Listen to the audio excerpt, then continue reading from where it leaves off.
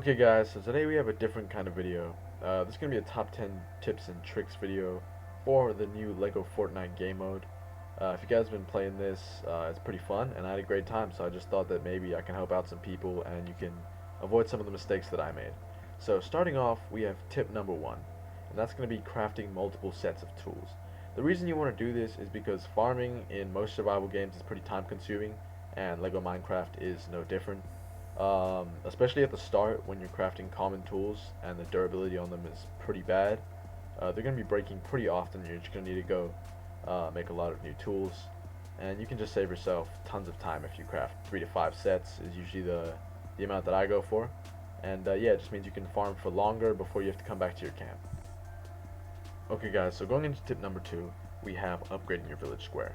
So in the tutorial, you're going to end up making a village square, and basically you want to prioritize upgrading this in the early game. It's going to be pretty easy for the first couple of levels. I think level 2 you can upgrade with just stuff you find on the surface, but when it gets to level 3 I believe is the level, I could be wrong though, you are going to need knot root and marble. So you're going to find those in caves, and we'll get into caving in a little bit. But basically, yeah, you're going to want to prioritize doing that, upgrading your village, because it's just going to give you access to a lot more tools. It's going to allow other villagers to live at your place, which is also something how we'll get into later. And yeah, it's just a really good way to save yourself some time on the game. Do not do what I did, which was wander around aimlessly for like half an hour. Okay guys, so tip number 3 is kind of simple. Just a quick one. It's basically just going to be going caving early. Pretty much as soon as your village gets to like level 3 or level 4, whenever it is you need the knot root and the marble, you're going to want to go caving, and you're going to want to go look for knot roots, basically these trees that grow out of the walls in the caves. Pretty easy to find, and there are some tutorials that will show you as well. And then after that, you're going to want to come back to your base with the resources, and if you haven't already, I would definitely recommend that you do tip 4, which is make yourself a crossbow. Now this is just a combat tip, but crossbows are pretty good in this game. They hit for 5 damage normally if you're using a gray one, and they hit for 20 damage because they have a double times headshot multiplier, or a 2 times multiplier, which basically means that they deal double damage on headshot. So that means you can melt enemies pretty quickly, especially in the early game with that, when a lot of enemies can attack you from range. So that's going to be pretty good. I would definitely recommend crafting a crossbow. However, if you're not really into crossbows, you don't really like to use them, or you don't, I don't know, maybe you have trouble using them, you just prefer a sword, a tip for close combat, which we'll just lump this into one as a combat tip, is going to be dive rolling a lot. So in Lego Minecraft, you actually have invincible frames when you dive roll, and that basically means that you can't take damage while dive rolling, kind of like Dark Souls and other games like that. But the cooldown on this roll is pretty short, so I would say just use and abuse this, and basically like 1 or 2 sword strikes and then dive rolling is pretty much going to get you through most non-boss enemies in the early part of the game. But yeah, me personally, I opt for the crossbow, but if you are into the sword, then definitely use that dive rolling tip. Okay guys, so this tip number 6, is going to be using food and consumables. So food in this game is pretty good, kind of like in Minecraft and of course other survival games.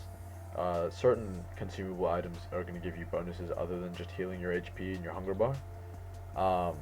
So like for example, cooked meat, if you eat it at 3 hearts, it's going to give you 2 extra hearts for combat. And yeah, it's just a really good healing consumable. Then you have like chilies, for example. If you eat them, they're going to prevent you from getting cold.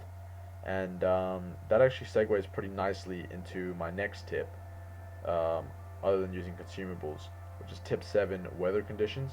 So weather conditions can kill you in this game if you're outside for too long, or if you enter like a hot cave or something. Your character can burn or freeze, and both of those are going to deal damage to your character over time. So basically, you just want to avoid damage from those sources, because it's going to make it really easy for mobs to kill you. Like getting double ticked by the weather and then getting hit by a mob is an easy way to die in seconds. So yeah, basically just carry, for example, chilies for cold weather, and I can't remember what consumable you need to not take damage from hot weather, but yeah, just make use of consumables to help avoid weather conditions. and yeah, just make use of consumables in general to help you with fights and of course other things like that. Okay guys, so for tip number 7, that is going to be different biomes. So basically in this game it is not like Minecraft. You cannot just go into any biome whenever you want, or most biomes in Minecraft, and be fine. In this game the biomes actually serve as kind of like level indicators. So basically the starting area, the grasslands, where most of the time you're going to spawn, is going to be the easiest to survive in. And of course if you spawn in somewhere like or you spawn close to like a desert, it's probably best to avoid going to that desert until you are a bit higher level. Now of course, because the worlds in this game are procedurally generated, that means you don't really know where the biomes are going to be, and I think it is possible to spawn in like a really small grasslands and then have to go into the desert early or something. That would be a tough spawn. But basically, as you can see in the footage below, going to the desert, there's like more weather conditions to deal with, and of course the enemies as well look different. And that's going to lead me into my next tip, which is tip 8, different enemy types. So basically each of the biomes is home to different kinds of enemies that act differently than their counterparts in other biomes. So for example, in the desert biome you have skeletons that can carry ranged items, and you know they look different as well. They have little hats on, little cowboy hats, so you can tell the desert skeletons.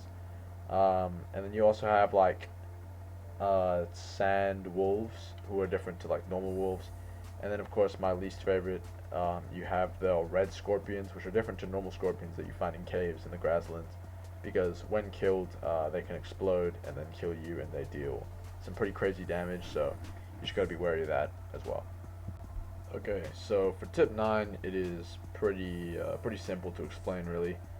You can't sleep in Lego Minecraft, so you cannot skip today like you can in Minecraft and Lego Fortnite.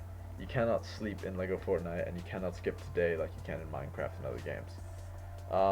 So yeah, basically you can't sleep. It doesn't matter if everyone in the server goes to bed at once. The game just will not allow you to sleep. So that's tip 9, and on to the 10th and final tip for the day. That is going to be using your AI companions. So at the villages, you get these villagers who come to help you out, and you can assign them to jobs, basically. Like I have one as a companion, and then basically she comes with me and helps me fight mobs, pretty much.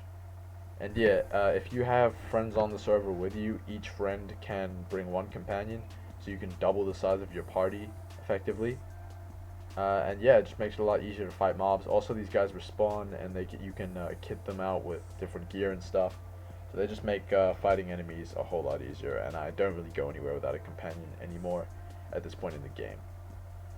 Well, with that out of the way, thanks for watching, guys. Hopefully these tips helped you out. Like I said, I haven't been playing this game for too long, so you know I'm not the GOAT yet, but there will definitely be some more Lego Fortnite content in the future.